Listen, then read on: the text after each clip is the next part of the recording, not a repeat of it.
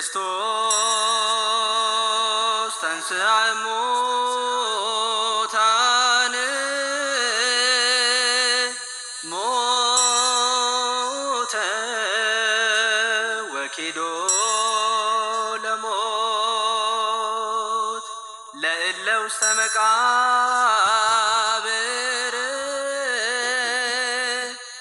ወሀበ ሕይወተ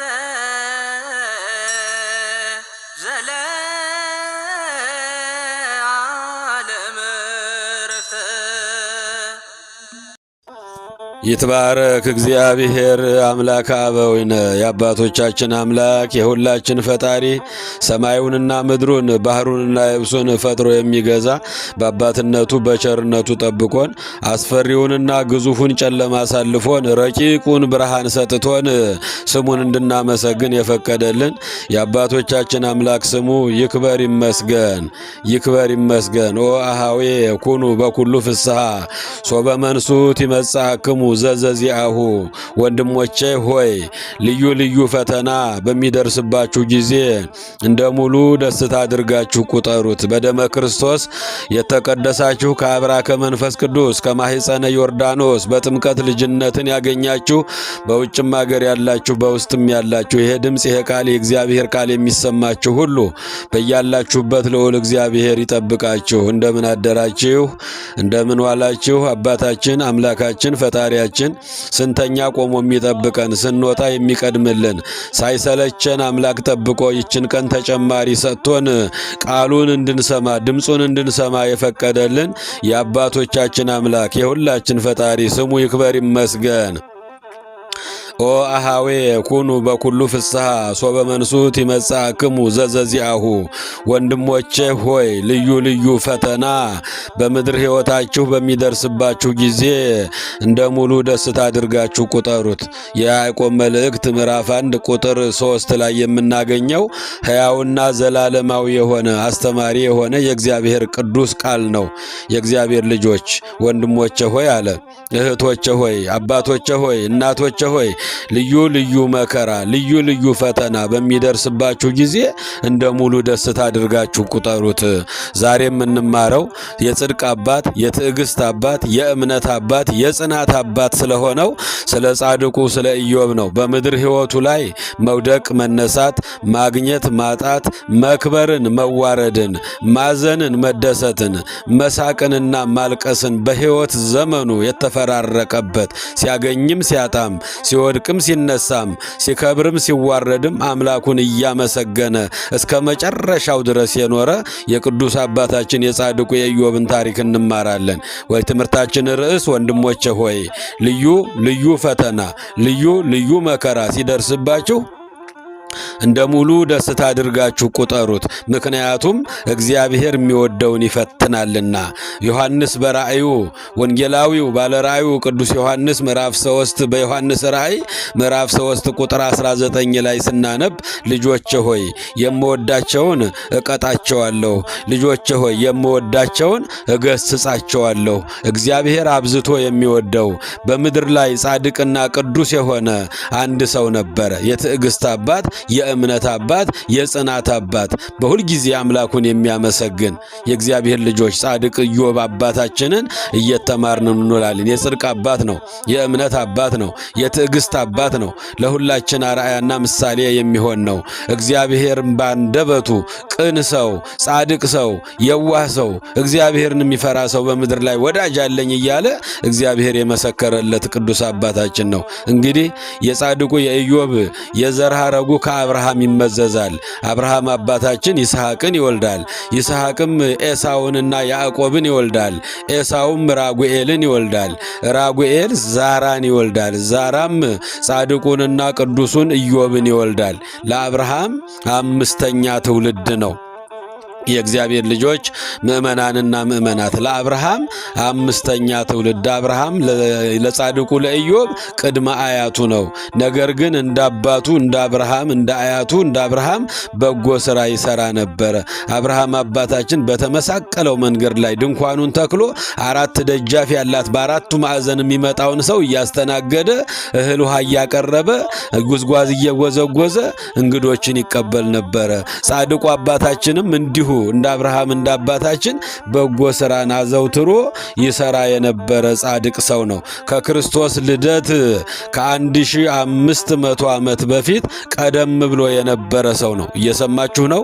ከቃሉ ጋር ናችሁ? እግዚአብሔርን የሚፈራ ፈጣሪውን ብቻ የሚያመልክ የኢዮብ ደግነት የተመሰከረው በሰው በፍጡር አንደበት ሳይሆን እግዚአብሔር በራሱ አንደበት የተናገረለት ነው። ቅዱስ ኢዮብ የነበረው እስራኤላውያን በግብፅ ባርነት ሳሉ ነበረ። ኢዮብ ይህ ቀረህ የማይሉትም ባለጠጋ ነበረ። የእግዚአብሔር ልጆች ምእመናንና ምእመናት ዖፅ በምትባል አገር እግዚአብሔርን የሚፈራ ከክፉ ሥራ የራቀ አንድ ሰው ነበረ ይላል መጽሐፍ ቅዱሱ ሲጀምር። መጽሐፈ ኢዮብ ምዕራፍ 1 ከቁጥር 1 ላይ ጀምረን ስናነብ የምናገኘው ቃል ነው።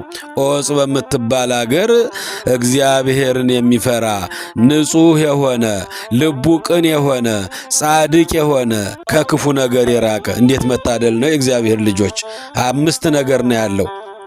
ልቡ ቅን የሆነ ንጹሕ የሆነ ጻድቅ የሆነ እግዚአብሔርንም የሚፈራ ከክፉ ሁሉ የራቀ። አያችሁ፣ ልበ ንጹሖች ብፁዓን ናቸው እግዚአብሔርን ያውታልና አለ። ለስም አጠራሩ ክብር ይግባውና አምላካችን በቅዱስ ማቴዎስ ወንጌል ምዕራፍ 5ኛው ምዕራፍ ላይ ልበ ንጹሖች ብፁዓን ናቸው ማንን ያውታልና? እግዚአብሔርን ያውታልና። እንግዲህ አባታችን ልቡ ቅን ነበረ፣ ልቡም ንጹሕ ነበረ፣ እንዲሁም ጻድቅ ነበረ። እግዚአብሔርን የሚፈራ ሰው ነበረ።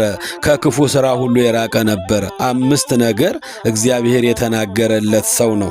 የእግዚአብሔር ልጆች እንግዲህ አባታችን ጻድቁ ቅዱስ ኢዮብ አባታችን የአብርሃም 5ኛ ትውልድ ነው። መላእክትም ዘወትር እየመጡ መስዋዕቱን ያሳርጉለት ነበረ። 7 ወንዶችና 3 ሴቶች ልጆችም ነበሩት። የሀብቱ ብዛትም እጅግ በጣም የበዛ ነበረ። የእግዚአብሔር ልጆች ምእመናን 7 ወንዶችና 3 ሴቶች ልጆችም ነበሩት። ከብቶቹም 7000 በጎች፣ 3000 ግመሎች፣ 500 ጥማድ በሬዎች፣ 500 እንስት አህዮችም ነበሩት ይላል ታላቁ መጽሐፍ ቅዱስ። መጽሐፈ ኢዮብ ምዕራፍ 1 ከቁጥር 1 ጀምረን ስናነብ የምናገኘው ነው። 7000 በጎች፣ 3000 ግመሎች፣ 500 ጥማድ በሬዎች፣ 500 እንስት አህዮች ነበሩት። እጅግም ብዙ አገልጋዮች ነበሩት። ባሪያዎች፣ አገልጋዮች፣ ተላላኪዎች ነበሩት። ሥራውም በምድር ላይ ሁሉ ታላቅ ነበረ። ያም ሰው በምሥራቅ ካሉ ሰዎች ሁሉ ይልቅ ገናና ነበረ። የእግዚአብሔር ልጆች ምእመናንና ምእመናት እንግዲህ ይሄ ሀብት ማለት በሱ በነበረበት ክፍለ ዘመን እጅግ ትልቅ ሰው የሚባል ሀብት ያለው ማለት ነው። 7000 በጎች፣ 3000 ግመሎች፣ 500 ጥማድ በሬዎች፣ 500 እንስት አህዮች ነበሩት። ግን ከሁሉ በላይ የኢዮብ ቅድስና የኢዮብ ደግሞ ሀብትና በረከቱ እግዚአብሔርን መፍራቱ ነው።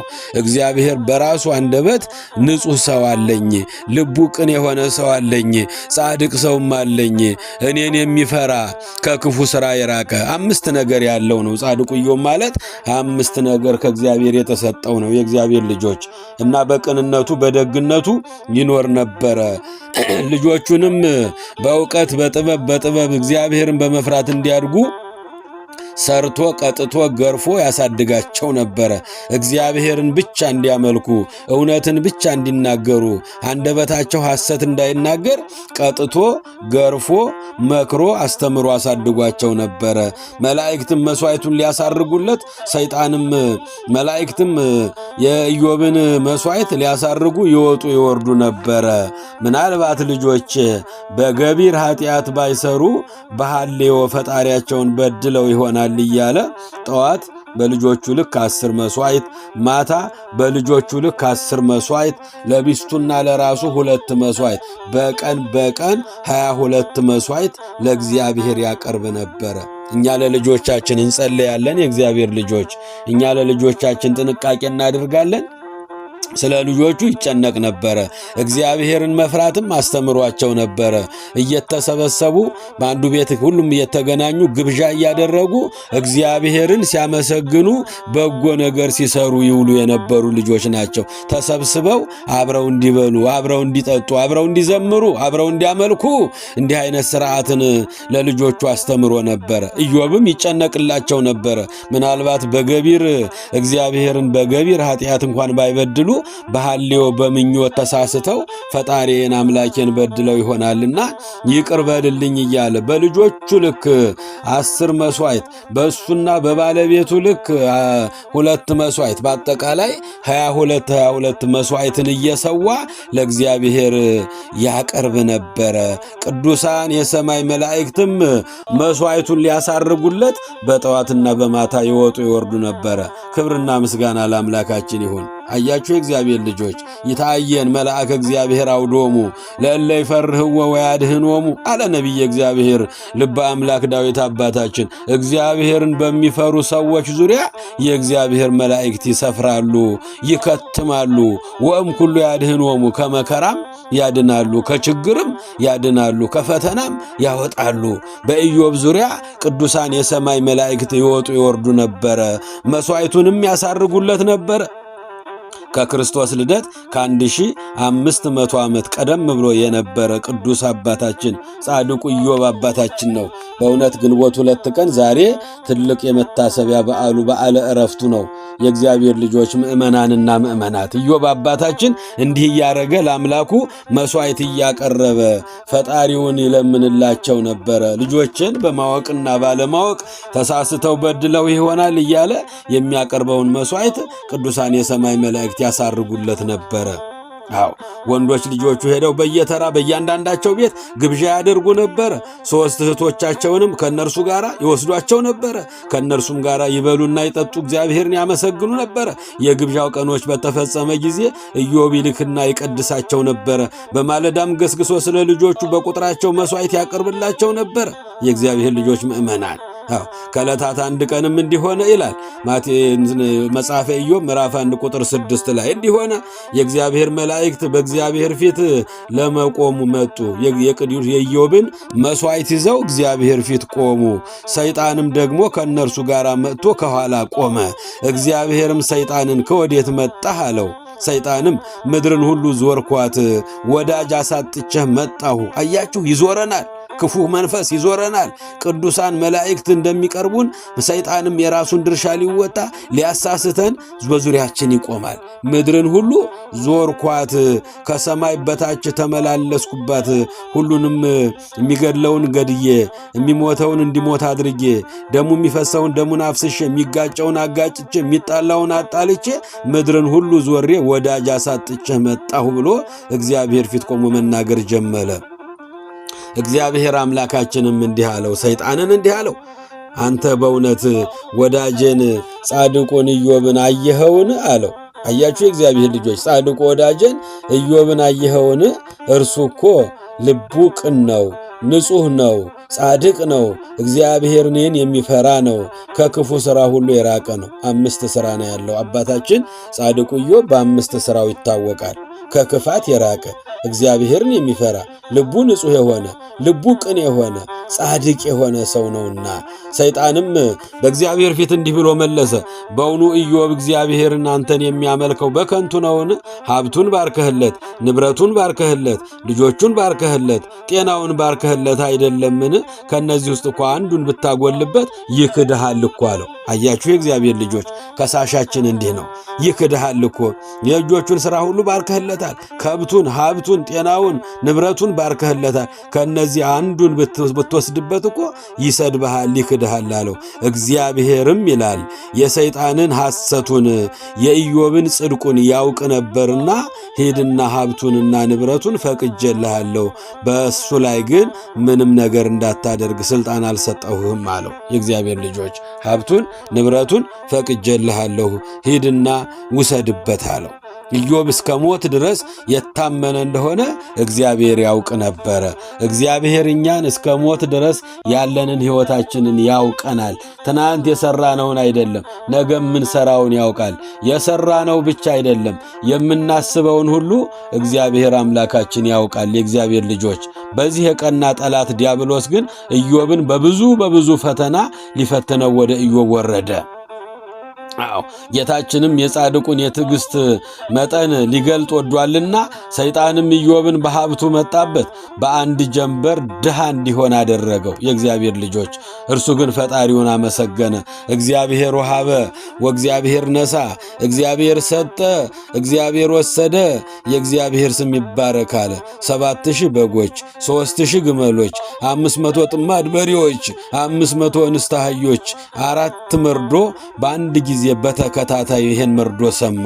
ያ ኢዮብ ያደግ ሰው አያችሁ፣ በፈተና የሚጸና ሰው እርሱ የተባረከ ነው፣ የሕይወትን አክሊል ይቀበላልና። ሐዋርያው ቅዱስ ያዕቆብ በመልእክቱ ምዕራፍ 1 ቁጥር 12 ላይ በመከራ የሚጸና በፈተና የሚጸና በችግር የሚጸና መከራ በመጣበት ጊዜ በእምነቱ የሚጸና በሃይማኖቱ የሚጸና ሰው እርሱ የተባረከ ነው፣ የሕይወትን አክሊል ይቀበላልና። ያዕቆብ 1:12 አባታችን ጻድቁ ቅዱስ ኢዮብ ይህን ሁሉ ፈተና ተወጣው። የእግዚአብሔር ልጆች፣ 4 አይነት መርዶ ነጋሪዎች በሰልፍ መጥተው ከብቶችህ ተወሰዱ፣ በጎችህ ተወሰዱ፣ ግመሎችህ ተወሰዱ፣ አህዮችህ ተወሰዱ፣ ሁሉም ተወሰዱ፣ ባዶህን ቀረህ ብለው መርዶ ነጋሪዎች መጥተው ነገሩት። እሱ ግን ተንበርክኮ እጆቹን ዘርግቶ ለአምላኩ ለእግዚአብሔር ምስጋናን አቀረበ። እግዚአብሔር የኢዮብን ጽድቅ ሊገልጥ ወዷልና በሀብቱ መጣበት፣ በአንድ ጀንበር ድሃ ሆነ። እርሱም ፈጣሪው አምላኩን አመሰገነ። ሰይጣንም ቀጠለ። የአብራኩን ክፋዮች መጽሐፈ ኢዮብ ምዕራፍ 2 ላይ ስናነብ የምናገኘው የእግዚአብሔር ልጆች፣ ኢዮብ በብዙ ፈተና ውስጥ ያለፈ ነው። መጽሐፈ ኢዮብ 2ኛውን ስናነብ ከዕለታት አንድ ቀን ይላል የእግዚአብሔር መላእክት መጥተው በእግዚአብሔር ፊት መሥዋዕቱን ሊያሳርጉለት ቆሙ። ሰይጣንም ደግሞ በእግዚአብሔር ፊት አብሮ ከነሱ ጋር ከኋላቸው ቆመ። ከነርሱም ጋር መጣ። እግዚአብሔርም ሰይጣንን ከወዴት መጣህ ደግሞ ዛሬ አለው። ሰይጣንም ከሰማይ በታች በምድር ዞርኩኝ፣ የሚገደለውን ገድዬ የሚሞተውን እንዲሞት አድርጌ ደሙን ሳፈስ፣ ሰውን ሳጋጭ፣ ሰውን ሳባላ፣ ሰውን ሳጣላ ውዬ ወዳጅ አሳጥቼ ተመልሼ መጣሁ ብሎ ለእግዚአብሔር ፊት ተናገረ። እግዚአብሔርም ሰይጣንን አለው በባሪያዬ በኢዮብ ላይ ምን አደረግክ አለው። ኢዮብን አየኸውን አለው። በምድር ላይ እንደርሱ ያለ ገር ሰው፣ ጻድቅ ሰው፣ ንጹሕ ሰው፣ እግዚአብሔርን የሚፈራ ከክፉ ነገር ሁሉ የራቀ ዳግመኛ ቅን የሆነ ሰው የለምና እሱን አየኸውን አለው። ሀብቱን አጠፋህ፣ ሀብቱንም ወሰድክ፣ ንብረቱንም ወሰድክ። እሱ ግን ዛሬም እያመሰገነኝ ነው። ኢዮብን አየኸውን አለው። አያችሁ የእግዚአብሔር ልጆች፣ አሁን በልጆቹ ሊመጣበት ነው። ልጆቹን በመከራ ብትቀጣው፣ የልጅ ሞት ብታሳየው እኮ ይክድሃል፣ ይሰድብሃል እያለ እጅግ አስጨናቂውን ጥያቄም መክሰስ ጀመረ። የእግዚአብሔር ልጆች ምእመናንና ምእመናት፣ ሰይጣንም ቀጠለ። የአብራኩን ክፋዮች ልጆቹን ሁሉ ሊያሳጣው ክስ ጀመረ። ኢዮብም አሁንም እግዚአብሔርን አመሰገነ። ራቄ ወጻይኩ እምከርሰ እሜ ወራቄ ወረድኩ ውስተ ምድር። ራቁቴን ከእናቴ ማኅፀን ወጣሁኝ አለ። ሀብት ይዤ አልመጣሁም፣ ልጅ ይዤ አልመጣሁም፣ ዝና ይዤ አልመጣሁም፣ ስም ይዤ አልመጣሁም። ራቁቴን ከእናቴ ማኅፀን ወረድኩኝ። ተመልሼ ወደ ምድር ራቁቴን እገባለሁኝ። ትናንት ሀብት ነበረኝ፣ ንብረት ነበረኝ፣ ከፍ ብዬ ነበረ። ዛሬ እግዚአብሔር ሁሉንም ወሰደ። እግዚአብሔር ሰጠ፣ እግዚአብሔር ነሳ። የእግዚአብሔር ስም ለዘላለም ይባረካል። የእግዚአብሔር ልጆች፣ በፈተና የሚጸና እርሱ የተባረከ ነው። ከተፈተነ በኋላ እግዚአብሔር ለወዳጆቹ ያዘጋጀውን የሕይወት አክሊል ይቀበላልና። ያዕቆብ 1 ምዕራፍ 1 ቁጥር 12 ላይ ወንድሞቼ ሆይ፣ እህቶቼ ሆይ፣ አባቶቼ ሆይ፣ እናቶቼ ሆይ ልዩ ልዩ ፈተና በሚደርስባችሁ ጊዜ እንደ ሙሉ ደስታ ቁጠሩት አለ። ኢዮብ ሀብታም በነበረ ጊዜ ያመሰግነው የነበረውን ምስጋናውን አላጎደለም። የእግዚአብሔር ልጆች ሲያገኝ እንዲያመሰግን እንደነበረው ሲያጣም አመሰገነ። ከብሮ ያመሰግን የነበረው ተዋርዶም አመሰገነ። አያችሁ የእግዚአብሔር ልጆች በሐዘን በደስታ በማግኘት በማጣት በመውደቅ መነሳት በመክበር በመዋረድ በሳቅ በለቅሶ ጊዜ እስከ መጨረሻው የታመነ ነው። እስከ መጨረሻው የጸና እርሱ የሕይወትን አክሊል ይቀበላል። ኢዮብ እስከ መጨረሻው ጸና። በእግዚአብሔርም አንደበት ቅን፣ ጻድቅ፣ የዋህ፣ እግዚአብሔርን የሚፈራ ከክፋት የራቀ ተብሎ አምስት ስም የተሰጠው ነው። የእግዚአብሔር ልጆች ምእመናን አሁን በልጆቹ መጣ። ልጆቹ ተሰብስበው እያመሰገኑ እየዘመሩ ግብዣ እየተገባበዙ ሳለ በምስራቅ በምዕራብ በሰሜን በደቡብ ያለውን ነፋስ አስነስቶ ልጆቹን በላያቸው ላይ ቤቱን ደረመሰባቸው። ልጆቹ ካፈር በታች ዋሉ። ሁሉ የ10 ልጅ ሞት በአንድ ጊዜ ሰማ። ከሀብቱ ከንብረቱ ከገንዘቡ ቀጥሎ የልጆቹን መርዶ የሰማ ሰው ነው። የእግዚአብሔር ልጆች ምእመናን መርዶ ነጋሪዎች መጥተው ልጆች ተሰብስበው እየዘመሩ እየበሉ እየጠጡ እየተደሰቱ ሳለ ንፋስ መጥቶ ቤቱን በላያቸው ላይ ደረመሰው። ከአፈር በታች ልጆች ውለዋል አለው። አንድ መጽናኛ አልቀረለትም። ሁሉን አጣ። ሁሉን ከእግዚአብሔር የተቀበለ ሁሉን አጣ። ልጆች የእግዚአብሔር ስጦታ ናቸው። በፈለገ ጊዜ ሰጠኝ፣ በፈለገ ጊዜ ወሰዳቸው። እግዚአብሔር ወሀበ ወእግዚአብሔር ነሳ። እግዚአብሔር ሰጠ፣ እግዚአብሔር መልሶ ወሰደ። የእግዚአብሔር ስም ለዘላለም ይባረክ አለ። ለአምላኩ ምስጋናን አቀረበ። አያችሁ የእግዚአብሔር ልጆች።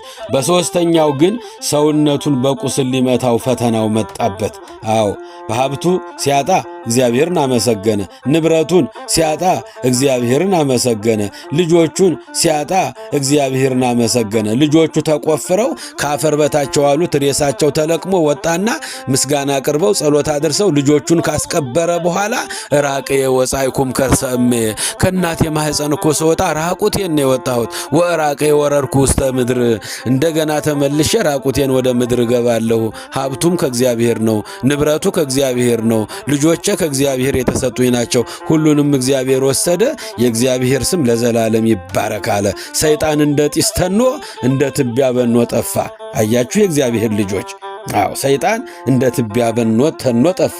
ወንድሞቼ ሆይ ልዩ ልዩ ፈተና በሚደርስባችሁ ጊዜ እንደ ሙሉ ደስታ አድርጋችሁ ቁጠሩት አለ ሐዋርያው ቅዱስ ያዕቆብ። እንደ ሙሉ ደስታ ቆጠረው። የልጆቹን ሞት እንደ ሙሉ ደስታ ቆጠረው። የሀብቱ የንብረቱ መጥፋት እንደ ሙሉ ደስታ ቆጠረው። ፈተናውን በአኮቴት በትዕግስት ተቀበለ ቅዱስ አባታችን ጻድቁ ኢዮብ አባታችን። የእግዚአብሔር ልጆች በሦስተኛ ደረጃ የሚያስጨንቅ መከራ መጣበት። በሚያስጨንቅ መከራ ሰውነቱ ሁሉ በቁስል መታው። ቁስል ሲባል በዘመኑ እንደምታዩት አይነት አልነበረም። ከሰው አይምሮ ከሰው ሕሊና በላይ ነው። የእግዚአብሔር ልጆች ከራስ ጠጉሩ እስከ እግር ጥፍሩ ሰውነቱ ንፍርቅ ብሎ ቆሰለ፣ ሸተተ። ትሎች በላዩ ላይ ይርመሰመሱ ነበረ። የሚሆን አስጨናቂ ደዌ ነበረ። የጻድቁ የአንድ ወጣት ዕድሜ ወይም የ7 ዓመት የእግዚአብሔር ልጆች ለ7 ዓመታት በዚህ ስቃይ ውስጥ ነው ያለፈው። አባታችን ጻድቁ ኢዮብ ለ7 ዓመት ያህል ሀብቱን አጣ፣ ንብረቱን አጣ፣ ልጆቹን አጣ፣ አካሉ ፈረሰ። ያ ሲያበላ ሲያጠጣ የነበረው 4 ደጃፍ ከፍቶ እንግዶችን እንደ አብርሃም እንደ ጻድቁ እንግዳ ሲቀበል የኖረ ሰው የሚልሰው የሚቀምሰው አጣ። ገልን ያመጣችለት ሰውነቱን እንድታክለት ሚስቱን አዶሊን ይጠይቃት ነበረ። እሷም እስከ መጨረሻው እያገዘችው ለመና እስከ ማብላት ደርሳ ውሃ ቀርታ እስከ ማጠጣት ደርሳ ቁስሉን እየጠረገችለት በገል እያከከችለት ሌሊቱን ሲዛብር ያድር ነበር። ግን በዚያ ውስጥ ሆኖ እግዚአብሔርን ያመሰግን ነበረ። የእግዚአብሔር ልጆች ምእመናንና ምእመናት ልጆች ሆይ ያለ ቅጣት ብትኖሩ ድቃላዎች ናችሁ እንጂ ልጆች አይደላችሁም። ሐዋርያው ብርሃነ ዓለም ቅዱስ ጳውሎስ ለዕብራውያን ሰዎች ምዕራፍ 12 ቁጥር 8 ላይ ያለ ቅጣት ብትኖሩ ድቃላዎች እንጂ ልጆች አይደላችሁም ያለውን የእግዚአብሔርን ቃል እስከ መጨረሻው ፈጸመ። አባታችን ጻድቁ ኢዮብ ሰውነቱ በቁስል ነፈረቀ። ትሎች ይርመሰመሱ ነበረ። ትሉ ያሳክከው ነበረ። ሰውነቱ መሽተት ጀምሮ ነበረ። እሷ ግን አልሰለ አልሰለቸችውም ነበር። 7 ዓመት ሙሉ እየመጣች ታጽናናው፣ አይዞህ ካንተ ጎን ነኝ እያለች ለምና ቁራሽ ታበላው ነበረ። ውሃ ቀርታ ሰውነቱን ታጥብለት፣ ቁስሉን ታጥብለት ነበረ። የእግዚአብሔር ልጆች ይሄ መከራ ከባድ ነው። ይሄ ፈተና ከባድ ነው። ወንድሞቼ ሆይ ልዩ ልዩ ፈተና ሲደርስባችሁ እንደ ሙሉ ደስታ አድርጋችሁ ቁጠሩት። እንደ ሙሉ ደስታ አድርጎ ኢዮብ አባታችን ቆጠረው። ከአፉ ግን ተመስገን ተመስገን ማለትን አላቋረጠም ነበረ። በማግኘት በማጣት ያመሰግን ነበረ። አዎ በሁሉ ነገር አመስግኑ ሳታቋርጡ ጸልዩ አለ ብርሃነ ዓለም ቅዱስ ጳውሎስ አንደኛ ተሰሎንቄ ምዕራፍ 5 ቁጥር 17 ላይ ሳታቋርጡ በቀን በሌሊት በጠዋት በማታ ስትወጡ ስትገቡ ስተኙ ስትነሱ ሳታቋርጡ ጸልዩ። በሁሉም ነገር ግን እግዚአብሔርን አመስግኑ። በማግኘት አመስግኑት፣ በማጣት አመስግኑት፣ በመውደቅ አመስግኑት፣ በመነሳት አመስግኑት፣ በመክበር ጊዜ አመስግኑት፣ በችግር ጊዜ አመስግኑት፣ በሐዘን ጊዜ አመስግኑት፣ በደስታ ጊዜ አመስግኑት፣ በጤናም ጊዜ አመስግኑት፣ በበሽታችሁም ጊዜ አመስግኑት። ከአፉ ምስጋና አይቋረጥም ነበረ።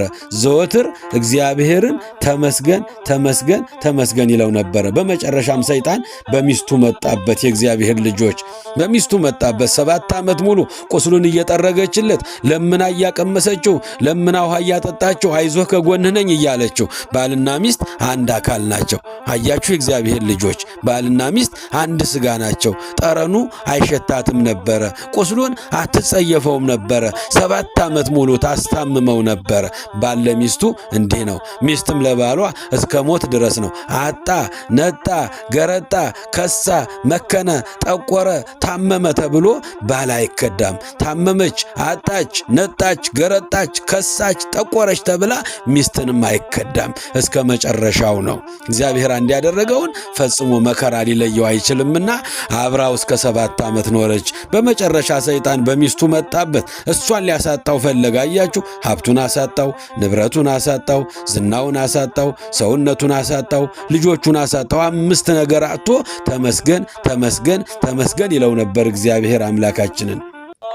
በመጨረሻ በሚስቱ መጣበት። ሚስቱ ውሃ ቀድታ ወደ ኢዮብ እየተመለሰች ሳለ በንጉሥ ጭፍራ ተመስሎ አያችሁ፣ ሰይጣን በምትሃት ሆኖ በፈረስ ላይ ተቀምጦ አንቺን የመሰልሽ ቆንጆ፣ አንቺን የመሰልሽ ውብ፣ ከዚህ ሽታው ከማያስቀርብ ከዚህ ከበሽተኛ ጋር እስከመቼ ትኖሪያለሽ? ነይ እኔ ወደዚህ ወስጄሽ ንግሥት ሆነሽ ትኖሪያለሽ አላት። የእግዚአብሔር ልጆች ሰይጣን በምትሃት አንዲት የቀረችውን ንብረቱን ሚስቱን ሊያሳጣው፣ ውሃ የምታቀምሰውን ቁስሉን የምትጠርግለትን ሊያሳጣው በመንገድ ላይ ጠብቆ እንዲህ አድርጎ ሹክ አላት። ያን ጊዜ ልቧ ተቀየረ።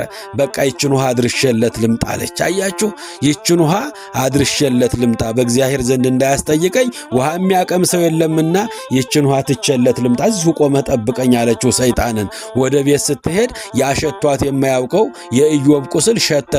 ገና በአካባቢው ስትደርስ አፍንጫዋን ይዛ አፏን አፍና ወደ ኢዮብ ቀረበች። እስከ መቼ ነው የምታመሰግነው? ረግመኸው ሰድበኸው አትሞትምን? ልጆችህን አሳጣህ፣ ንብረትህን አሳጣህ፣ ሀብትህን አሳጣህ፣ ንብረትህን አሳጣህ፣ ሰውነትህን አሳጣህ። ይኸው ትዛብራለህ፣ ሌሊቱን ስታለቅስ ታድራለህ፣ ቀኑን ታለቅሳለህ። ይኸው አካልህ ጎደሎ ሆኗል። ስለዚህ ለምን እግዚአብሔርን ረግመኸው ሰድበኸው አትሞትም? እኔ እስካንተ ጋር መኖር ሰለቸኝ አለችው። የእግዚአብሔር ልጆች 7 ዓመት ሙሉ ያልሰለቻት ባሏ ዛሬ ሰለቸችው። ማን ስለመከራት? ሰይጣን ሹክ ስላላት። ወንድሞቼ ሆይ ልዩ ልዩ መከራ ሲደርስባችሁ እንደ ሙሉ ደስታ አድርጋችሁ ቁጠሩት። ኢዮብ ተፈተነ፣ እስከ መጨረሻው ጸና። የጽድቅ አባት፣ የትዕግስት አባት፣ የእምነት አባት ተብሎ ዛሬም ስሙ ይጠራል። የእግዚአብሔር ልጆች እና ስደበውና ሙት፣ እንካሄን ውሃ ተቀበለኝ፣ ሽታ ሊያስቀርበኝ አልቻለም፣ እኔም ሰለቸኸኝ፣ እኔ ሄዳለሁ፣ ሌላ ባል አገባለሁ አለችው። ተያላት፣ መከራት፣ አስተማራት። በፍጹም ልትሰማው አልቻለችም። እንዳትሰማ አደረጋት ሰይጣን። ያን ጊዜ መልካም ትዳር ይግጠምሽ፣ እውነተኛ ሰው ከሆነ የተባረከ ይሁንሽ፣ ዘመንሽ ሁሉ ይባረክልሽ። ሰይጣን ከሆነ ግን እናቴን ሔዋንን ያሳተ ሰይጣን ከሆነ ግን አይቀርብሽምና ይችን የቃል ኪዳን ቀለበታችንን ጣትሽ ላይ አድርገሻት ሂጂ ለማንኛውም አላት። ያቺ የቃል ኪዳን ቀለበት ስመ አምላክ ያለባት ናት። እየሰማችሁ ነው?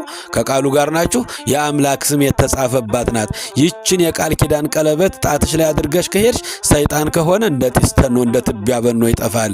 እውነተኛ ሰው ከሆነ ዘመንሽ ትዳርሽ ይባረክ፣ እኔም እንዳለልኝ እኖራለሁ፣ አንቺም እንዳለልሽ ትኖሪያለሽ፣ ይህችን ቀለበት ጣትሽ ላይ አርጊያት ብሎ ያቺ ከዕንቁ የተሰራች ቀለበት በእሷን አርጊና ሂጂ። መልካም ሰው ከሆነ ትዳርሽ የተባረከ ይሁን፣ እስከ ዛሬ አስታመሽኛል፣ ዋጋሽን እግዚአብሔር ይክፈልሽ አላት። የእግዚአብሔር ልጆች ሰይጣንም አያችሁ በዚህ ጊዜ ያችን ቀለበት አድርጋ ወደዚያ ወደሚጠብቃት የሰይጣን ጭፍራ ተሸክቶ ይዞ በፈረስ ተቀምጦ ይጠብቃት ወደ ነበረው ሰው እየገሰገሰች ሄደች። እሱም በሩቅ ሆኖ ይጮህ ነበረ። የዛን የበሽተኛ የቁስለኛ ገንዘብ መልሽለት፣ እጣትሽ ላይ ያለውን ቀለበት አውልቂና ጣይውና ነይ እያለ ይጮህ ነበረ። ይዛብር ነበረ። እሷን ደግሞ እንዳትሰማ አደረጋት እግዚአብሔር። አያችሁ የሰይጣኑን ጩኸት እንዳትሰማ አደረገለት። እሷ ትከተለዋለች፣ እሱ ይሾሻል። በዚህ ጊዜ እንደ ጢስ ተኖ እንደ ትቢያ በኖ ጠፋላት። ያን ጊዜ መሬት ላይ ተደፍታ ማልቀስ ጀመረች። እናቴ ሕያዋንን ያሳተ ከገነት ያወጣ ከእግዚአብሔር የለየ እኔንም ከባለቤት የለየኝ፣ በሰማይ እግዚአብሔርን በምድር ግማሽ አካሌን ትዳሬን በደልኩኝ፣ እኔ ቀና ብዬ ሰማዩን ማየት አይገባኝም እያለች እንባዋን ታፈስ ነበረ። አያችሁ የእግዚአብሔር ልጆች ገንዘቡ አልቋል፣ ሀብቱ አልቋል። ሚስቱ ብቻ ነበረች የተረፈችው። ታበላው ነበረ፣ ታጠጣው ነበረ፣ ቁስሉን ትጠርግለት ነበረ። ሰይጣን በመንገድ ላይ ጠብቆ በሷም ቀናባትና እሱን ሊያሳጣው ፈለገ። እግዚአብሔርን አመልካለሁ ብሎ አይደለምን እያለች በእውነቱ ያን መከራ ተፈራረቀበት አባታችን ኢዮብ። የእግዚአብሔር ልጆች ምእመናን በዚህ ጊዜ በእውነቱ አምላካችን እግዚአብሔር በእውነቱ ቅዱስ ራጉኤልን ላከላት ይላል። ቅዱስ ራጉኤል ተልኮ መጣላት። እንባዋን ስታፈስ ደረቷን ስደቁስ ፈጣሪዬንም በደልኩ ባለቤቴንም በደልኩ እኔ ሰው ልባል አይገባኝም እያለች እየተንፈራፈረች መሬት ላይ ስታለቅስ ታላቁ መልአክ ቅዱስ ራጉኤል ከሰማይ ተልኮ መጣላት። በሂጅና ዛሬ ወስደሽ ወደ ዮርዳኖስ ወንዝ አስገቢውና በዮርዳኖስ ጸበል አጥምቂው፣ ባለቤትሽ ይፈወሳል፣ ታሪክ ይቀየራል ብሎ የእግዚአብሔር መልአክ ይህን የምስራች ነገራት። በመጨረሻም ሰይጣን በሚስቱ መጣበት። ያን መከራ እንግዲህ በእውነቱ ሰይጣን እሷንም ሊወስድበት ነበረ። እግዚአብሔር ግን ጣልቃ ገባ። ቢዘገይም የሚቀድመው የሌለ አምላክ። ከዚህ ሁሉ ነገር በኋላ እግዚአብሔር ሰይጣንን ከጎዳናው አስወገደላት። ጤናውንም ሀብቱንም ሊመልስለት ጊዜው ደረሰ። በእውነቱ ባለቤቱ ጥላው በምትሄድ ጊዜ ስቅስቅ ብሎ እንባውን ሲያፈስ አንገቱን ደፍቶ እንባው በሚፈስ ጊዜ የእግዚአብሔር ድምፅ ከሰማይ ተሰማ። በደመና ሆኖ ኢዮብ የሚል ድምፅ አሰማው እግዚአብሔር። ክብርና ምስጋና ለአምላካችን ይሁን። ሁሉ ነገር ተሟጧል። ሁሉ ነገር አልቋል። የቀረችው ሚስቱንም አጥቷል። በዚህ ሰዓት ብቻውን በነበረ ጊዜ የእግዚአብሔር ድምፅ ከሰማይ ተመጣለት። ኢዮብ እያለ እግዚአብሔር ያነጋግረው ጀመረ። እሷንም ቅዱስ ራጉኤል በመንገድ ላይ ሳለች ሂጂ ወደ ዮርዳኖስ ወንዝ ወስደሽ አጥምቂው፣ ባልሽ ይፈወሳል አላት። ወደ ዮርዳኖስ ወንዝ ገብታ ዮርዳኖስ በመጸበል ላይ ስታጠምቀው ሰውነቱ ተገፎ ቁስሉ ከላዩ ላይ ወደቀለት። ክብር ምስጋና ይድረሰው። የ7 ዓመቱ መከራ ታሪኩ ተቀየረለት። የእግዚአብሔር ልጆች ምእመናን ከዚህ ሁሉ ነገር በኋላ እግዚአብሔር ሰይጣንን ከጎዳናው አስወገደለት። ጤናውንም ሀብቱንም ልጆቹንም እጥፍ አድርጎ ለኢዮብ መለሰለት። ካለው ዕድሜም ላይ 140 ዓመት ተጨመረለት። ጽድቅና ትዕግስት ሰው ጻድቅና የትዕግስት ሰው ቅዱስ ኢዮብ አባታችን 248 ዓመት ኖሮ ከቁስሉ በኋላ 140 ዓመት ተጨምሮለት በዚህች ቀን በግንቦት 2 ቀን የእረፍቱ ቀን ነው። የእግዚአብሔር ልጆች እግዚአብሔር አምላክ የጻድቁን የቅዱሱን የኢዮብን በረከት ያሳትፈን። እንግዲህ ፈተናውን በትዕግስት በአኮቴት ስለተወጣ ነው። በእውነቱ ሀብቱም ተመልሶ መጣ፣ ንብረቱም ተመልሶ መጣ፣ ልጆችም ተመልሰው ተወለዱለት፣ ዝናው ተመለሰለት። የእግዚአብሔር ልጆች እስከ መጨረሻው በመከራ ጸና። አባታችን ጻድቁ ኢዮብ አባታችን መጽሐፍ ቅዱስ እንዲህ ይላል፣ ልጆች ሆይ ቅጣትን አታቃሉ፣ በሚቀጣችሁም ጊዜ አትድከሙ። ጌታ የሚወደውን ይቀጣልና የሚወደውንም ይገስጻልና። ዕብራውያን 12 ቁጥር 5 ላይ እግዚአብሔር የሚወዳቸውን ይቀጣል። እንግዲህ ጻድቁ ቅዱስ አባታችን ኢዮብ እግዚአብሔር የሚወደው ሰው ነው። ክፉ ልብ ያለው አይደለም። ቅን ልቦና ያለው ሰው፣ ንጹሕ ልቦና ያለው ሰው፣ ጻድቅ የተባለ ሰው፣ እግዚአብሔርን የሚፈራ ሰው፣ ከክፋት የራቀ 5 ነገር እግዚአብሔር ያገኘበት ሰው ነው። ይሄ ሰው ነው ፈተና ውስጥ የወደቀው። እግዚአብሔር የሚወደውን ስለሚፈትን ነው። እንግዲህ ሚስቱንም ሊወስድበት ነበረ። ሚስቱንም እግዚአብሔር አምላክ በእውነት መልአኩን ልኮ አረጋጋት፣ አጽናናት። የእግዚአብሔር መልአክ ራጉኤል ተገልጦ ወደ ዮርዳኖስ ወንዝ ይዘሽ ውረጂ፣ በዚያ አጥምቂው ይፈወስልሻል ብሎ ያጠመቀው የእግዚአብሔር መልአክ ቅዱስ ራጉኤል ነው። እንግዲህ የእግዚአብሔር ልጆች ምድር ላይ ስንኖር ማግኘት፣ ማጣት፣ መውደቅ፣ መነሳት፣ ሐዘን፣ ደስታ በዚህ ዓለም ላይ ይፈራረቅብናል። በሁሉ ነገር እግዚአብሔርን ማመስገን ነው። እግዚአብሔር የሚያመጣቸው ነገሮች ሁሉ ለበጎ ናቸው ብሎ መቀበል ነው። ኢዮብ አባታችን እስከ መጨረሻው እግዚአብሔርን አመሰገነ። ወንድሞቼ ሆይ ልዩ ልዩ ፈተና በሚደርስባችሁ ጊዜ እንደ ሙሉ ደስታ አድርጋችሁ ቁጠሩት። እኔ የምወዳቸውን እቀጣቸዋለሁ፣ እኔ የምወዳቸውን እገስጻቸዋለሁ። ኢዮብን እግዚአብሔር ስለሚወደው በብዙ መከራ በብዙ ፈተና ውስጥ እንዲያልፍ አደረገው። ኢዮብም እስከ መጨረሻው ጸና። ሀብቱን ሲያጣ መሰገነ፣ ንብረቱን ሲያጣ መሰገነ፣ አካሉን ሲያጣ መሰገነ፣ ልጆቹን ሲያጣ መሰገነ። የእግዚአብሔር ልጆች ውድ የሆነች ስጦታውን ሚስቱንም ሲያጣ እግዚአብሔርን አመሰገነ፣ እንባውንም አፈሰሰ። በዚህ ጊዜ እግዚአብሔር ድምፅ ተሰማለት። ለእኛም አምላካችን በምሕረቱ ይምጣልን። ያስተማረን፣ የመከረን፣ የገሰጸን የአባቶቻችን አምላክ ስሙ ይክበር ይመስገን። ይቆየን። ኢየሱስ ክርስቶስ ጽኦመ ስም ለዘይጼውኦ ኢየሱስ ክርስቶስ ብስተ ሕይወት ለዘይበልኦ ኢየሱስ ክርስቶስ ጽዋ መድኃኒት ለዘይሰትዮ ከመ ይባርኩነ ይፈኑ አዳኦ ለጸባኢነ ይጽብኦ ወልተሁ ነሲኦ